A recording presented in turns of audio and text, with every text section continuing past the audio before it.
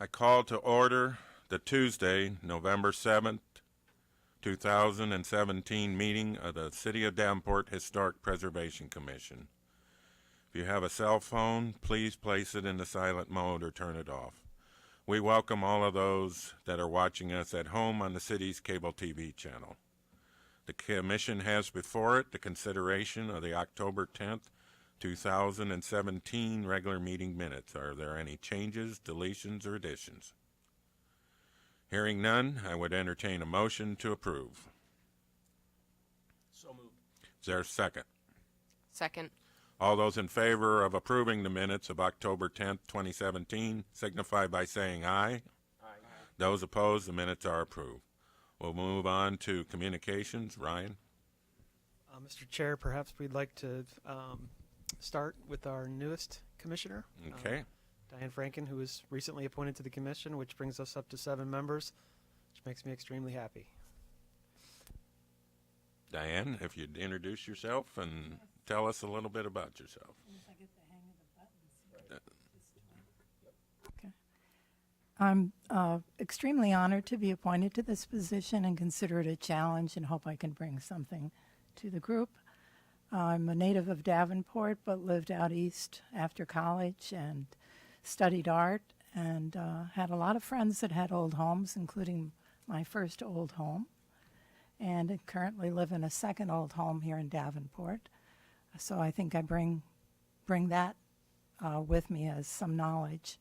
I also belong to the Scott County Historical Society, and while in New Jersey, I was a member of the Historical Commission, Preservation Commission out there as well.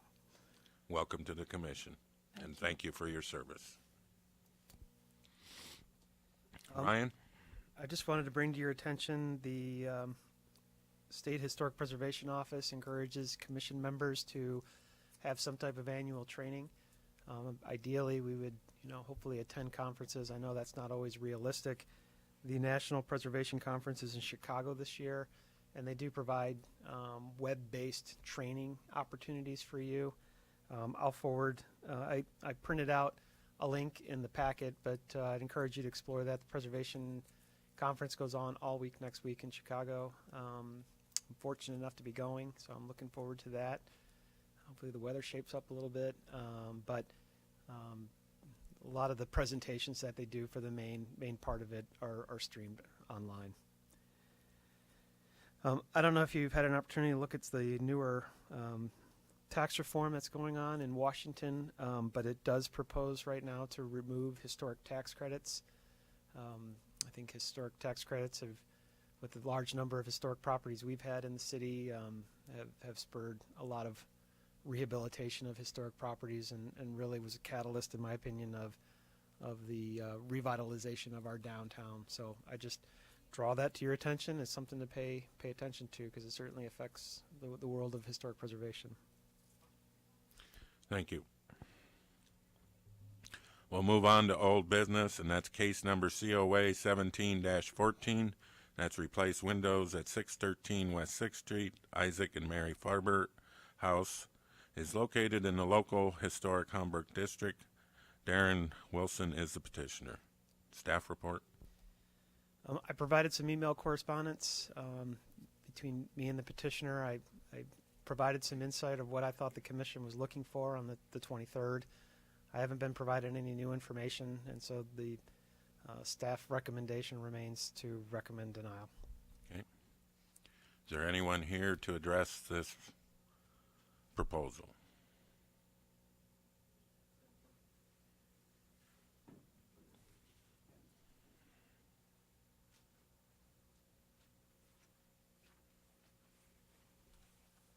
Hi, kids. Hello. I guess we were never given any information of what the original windows were. There was talk of looking at old pictures. We expected the petitioner to do that. Okay. There are documents that staff has through the research of the Hamburg district that he could have requested. I thought when we left here, we were the understanding was to The house was apparently renovated in the 20s and had some influence then. And then there was some examples on the back of the house from its original construction. So I thought there was the commission had tried to point you in a direction to go. Okay. Clearly, though, if you're sticking with vinyl windows, that is unacceptable, at least in my opinion. So we did, it just needs to be wood, and we can just match grid patterns? I'd say the commissioner would want to reserve judgment on that, and I mean, we really need to take a look at the profile of the window, the rails, the style width, the dimensions, is it a true divided light? What is it? It's just, it's like That would be another case altogether. like saying, is a red car acceptable? Yeah. So are we talking exact or close? In the case, when it comes to replacement windows, we want to match the existing. Okay. We did price out other options, and the current contract that we were trying to propose would go from $29,000 to over $85,000 for the replacement. Which I have the owner of the property here. That wouldn't happen. So I guess the question is, I mean, we as a company would probably bow out. Okay. And I would turn it over to the owner of the property to speak with you folks. I would add, if it was a historically appropriate material, there'd be a 25% tax rebate administered through the state of Iowa. I mean, that $85,000 project, that would be a savings of, or a rebate of $21,250. Still higher than what was originally proposed. However, the State Historic Preservation Office, with its historic tax credits, recognizes that historic renovations or rehabilitations are more costly than just your standard repair. Yes. The city also has its programs for strictly renovation on existing properties, which can help on property taxes going forward with the improvements. There are grant programs through the state, but they are very competitive because of the lack of funding from the state legislature. Commissioner McGivern. Yeah, and excuse me, the commission tried to guide you in giving you some examples of what other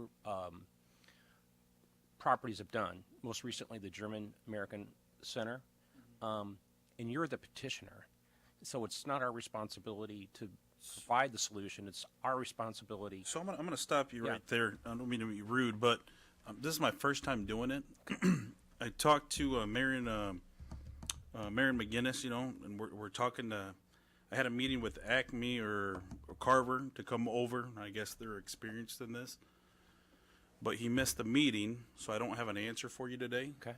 But at the same time, like I said, I am trying to fix the building up and make it look nice. And granted, there's been people in there before me, so not all the windows are original. Some are already vinyl. So I'd like to meet like a happy medium here, or something that we can kind of both agree on, because like I said, I can't spend $85,000 and even with 25% back grant, I ain't got that kind of money. But yes, at the same time, I'm not trying to butcher the building by putting vinyl windows up.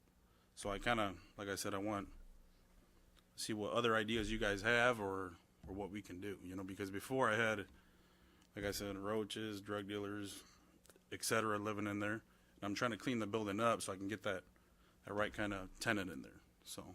And you're not being rude. And No, I okay. I can understand your frustration, because Yeah. I did one of these projects for the first time, and it was a learning curve. Yeah. And it is frustrating, and it is a little expensive. Very. Yeah. Marion did my application for the state when I got my credits for my investment, and it is a little more expensive. Yeah. But you're going to give that building another 100 years of life if it's done right. Our Well, that's our responsibility is to make sure that it's done right. Yeah. Vinyl's not going to work. Yeah. And I'm shooting for that, but at the same time, I guess, putting the original window back, I got to make sure that's efficient, you know, because I'm not spending $1,000 on a window and it's not energy efficient. That's kind of another. And we're not opposed when we say Yeah.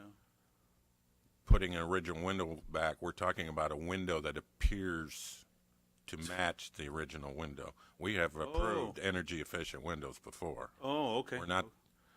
I mean, the best window in the world is a good single pane window with a storm window on it, because it's the amount of air between the two pieces of glass that does the insulation. Okay. But we're not opposed to an energy efficient double pane window. We've approved them time and time again. We've even approved them in places that have the divided light in it. We have approved them with that inside the glass, because we have worked with both the State Preservation Office and the Federal National Park Service, because they were tax credit programs, and they approved them, so we also approved them too. So, no, we're not opposed to energy efficient windows. Okay. It's making sure that the stiles, the rails, everything, wood dimension on windows, try to mimic, that being a brick building, it probably has a brick mold on it, or it had a brick mold on it. That's another important part of it, is to mimic that brick mold. So, Okay. All right. Understood. and our denial of the vinyl windows today does not stop you from applying again next month. Okay. All right. That sounds good. And Marion McGinnis, as Bob said, is an excellent source, because she went to school and took the training how to work with these programs. Okay. All right. Sounds good. And like I said, Carver, who she referred me to, we were supposed to have a meeting today at 3, and Okay. he didn't cancel. He just didn't show up, and he apologized, and nothing against him or whatever, but we didn't get to meet, so I was kind of hoping we would have some sort of answer, but he didn't. So Commissioner McGinnis. Or Commissioner McGivern. Oh, it's been a long day. So instead of just being voted down because you're still on the vinyl, it looks like you have some homework to do. yeah, And Carver's, he did my windows on my Okay. building. I did. I'd suggest. I mean, we could vote it down, or you could withdraw. I don't know, Ryan, if that's an option. The petition and let him do his homework. I mean, if he withdraws, that's fine, and I mean, you can deny. If you deny, just so the petitioner understands what rights he has, he could certainly appeal that to City Council if that's what he wanted to do. Withdrawal means that there essentially is no application anymore. is there any way I can come up with an answer and then not have a meeting? I can come up to someone directly. You could talk to me. I would say it's going to be more efficient to work with me than it would be to come here every Yeah. month and say. Yeah. My opinion is you should take action, commissioners, on this application, and then, if table it or something like that, and we're under a time certain restraint, then we're back and trying potentially to hustle. I think this solution is going to take a bit longer than 30 days, and it in my opinion, be more efficient just to. Like I said, I don't like recommending denial. I'm sure you don't like voting things down, but it may be more efficient just to kind of set the reset button on this. Well, my philosophy is always the commission should be a source of guidance instead of just saying no all the time. And, we can vote it down, and then you can appeal to the city council, and Okay. that's your right. Okay. Or if you want to do some more due diligence, you could withdraw it, and I'd get the no. That's your call.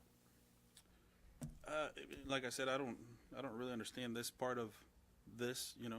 I guess I'll just try to figure something out, and I'll work with Ryan, and I'll show him what we do want to put in there, and then we can approve it, and then go from there. So whatever you guys think is easiest. So just so we're clear, just because there's a procedural withdrawing means you're just basically canceling your application, and there is no application. There's no time period to reapply. It doesn't cost any money. Okay. And so, in theory, you could come back to the commission next month with the new application. Okay. Well, let's just do that then. Okay. All right. Thank you. Okay, Do so we need to take any action, no, Ryan, on a once- withdrawal? If it's a withdrawal, then Okay. there is no application. Okay. Hang on. Commissioner Kale. I just wanted to make sure you know too, Carver's does do great work. Marion is an excellent resource. There was somebody here last month who was also going through Seifert's lumber. No offense to your company.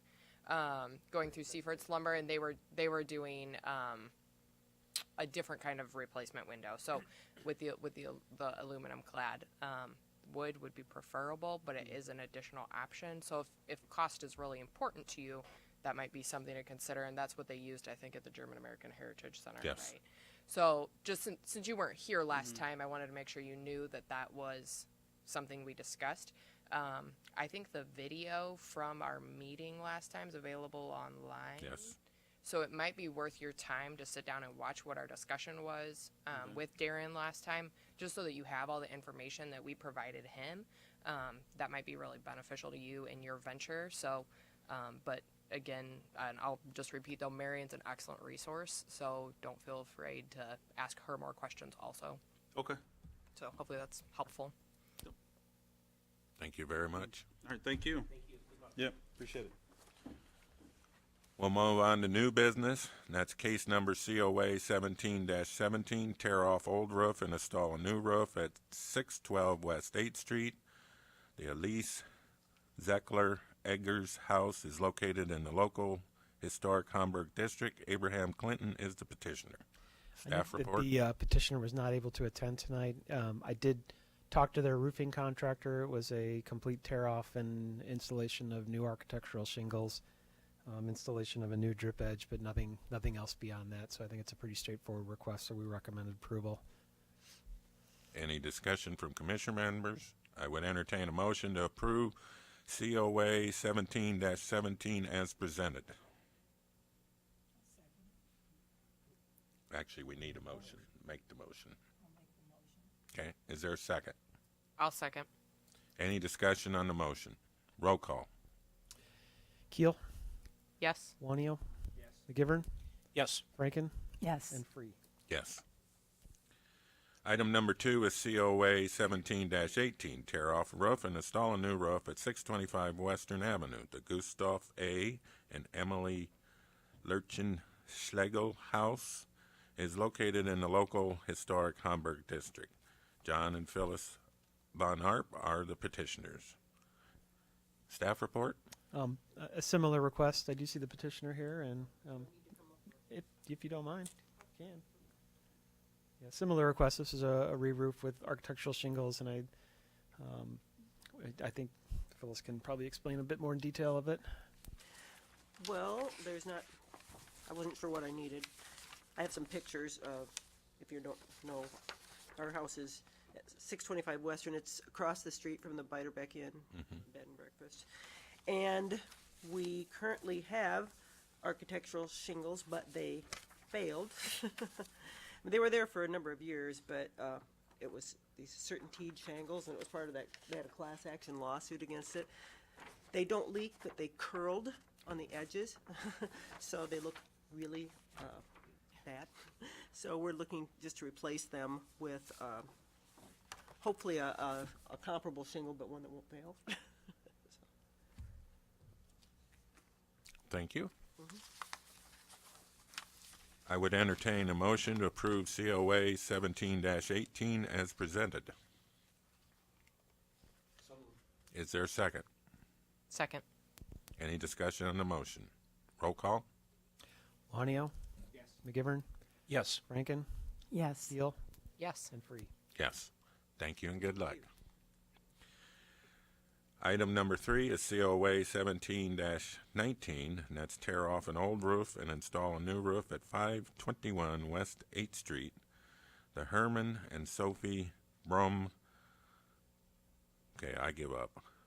All these German names, huh? Yes, and I'm German. Okay, Ryan, how's it pronounced? So I'm a Polish kid. I don't. Kuklik House is located in local historic Hamburg district. Lisa Giel is the petitioner. If you would take a place at the podium, Commissioner. I'm actually going to recuse myself from any discussion. Totally and understand that. I figured with it's probably a straightforward enough of a request. Another re-roof. Tear off the old shingles and put architectural shingles. So I felt comfortable enough talking it through. And just as an aside, as we going through our zoning code rewrite and relocating the historic preservation ordinance out of the zoning ordinance, I'd really like to place in there a blanket approval by this commission, assuming we talk about it and vote on it, that gives staff the authority to approve these straightforward requests that, Yes, we've talked about it for years. And so Since these are ones Ryan that we came on see- board. These are ones that we see all the time, and to be honest with you, they're calling the roofing contractor as soon as they see the water leaking through the roof or something like that. And so that's something we will be working on. But like I said, a straightforward request, we recommend approval of COA 1719. I would entertain a motion to approve COA 17-19 as presented. So moved. Is there a second? Second. Any discussion on the motion? Roll call. McGivern, Yes. Rankin, Yes. Keel is abstained, Wanio, Yes. and Free. Yes. We'll move on to other business. Item number 1, navigating to the Historic Preservation Commission agenda page on the city's new website. Ryan? So the city updated its website, which was a fun project, and the old website was a little frustrating because it felt like you had to drill down about 45. We really tried to. We hired a web company and kind of gave us a new website, and really with the focus of trying to focus on what the services that the person's looking for, as opposed to like going to planning. Because I asked my friends, "What do you think a planner does?" And they're like, "I have no idea." They don't know that the Historic Preservation Commission may be wrapped up in the planning department, or I need to get a site plan approval. I don't realize I have to go to planning to do that. So we tried to make it more service based. Like, for instance, here's building and land development services, which isn't really a real department in the city, but people on the outside really don't care about that. They just want to know how to get from A to B. And so I just wanted to talk through to you and our vast audience that's watching how it was organized, and really with these top end services. I mean, you could see under governments, you have boards and commissions, and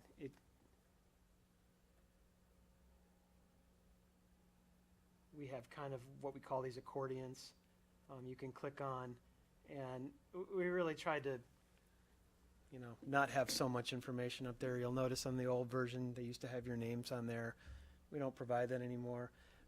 That's not meant as a disservice to you, but a lot of times what we don't want to give the impression is, oh, I can call a commissioner and start talking about a case before. We'd rather have them call us and we could talk about that. So once you get there, there's a different location, but it also has, you can search for minutes and agendas if people are looking for, what was a staff report pertaining to that.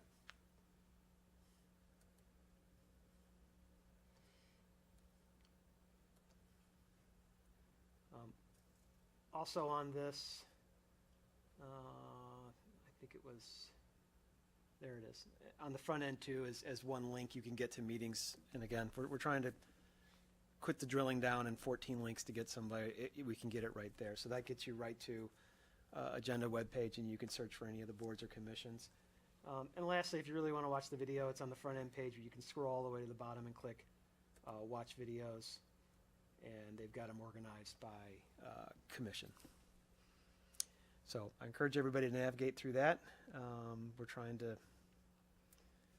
get all, and we're still making that migration, if you will, to that new page because there's so much content. It's really a big task. So that's all I have, Mr. Chair. Thank you. I know this has been a goal of our city administrator since she came on board as assistant city administrator. I'm glad to see it happen. Ryan and I went to the State Preservation Conference a few years back in Cedar Rapids, and there was a presentation by the city of Dubuque, which had already done something similar to this, so that there was made it simpler. If you were developing new property, you went to one page and you went one direction. If you were working on existing property, you could go another direction. If it was under control of their preservation commission, it was all right there and everything else. So this is very pleasing to see, and I commend all that who have been involved in this brand new web page for the city of Davenport. One item under other business. Ryan spoke in communications about the lack of federal historic tax credits and the new tax cut bill in Washington. Time and time again, these tax credits have brought money back to the federal government because of the large and private investment they encourage. And I would like this commission to adopt a motion asking the Davenport City Council to pass a resolution of support that can be sent to our elected officials in Washington, asking them to preserve the federal historic tax credits, because that has done so much for the renaissance of downtown Davenport and other numerous properties here in the city. So would somebody make that motion for me? I'll make a motion. Is there a second? Second. All in favor of adopting the motion asking council to adopt a resolution of support for federal historic tax credits signify by saying aye. Aye. Those opposed, the motion is approved. We'll move on to open forum for public comment. Seeing no one, I would entertain a motion to adjourn. So moved. Is there a second? Second. All those in favor of adjournment signify by saying aye. Aye. Those opposed, the commission is adjourned.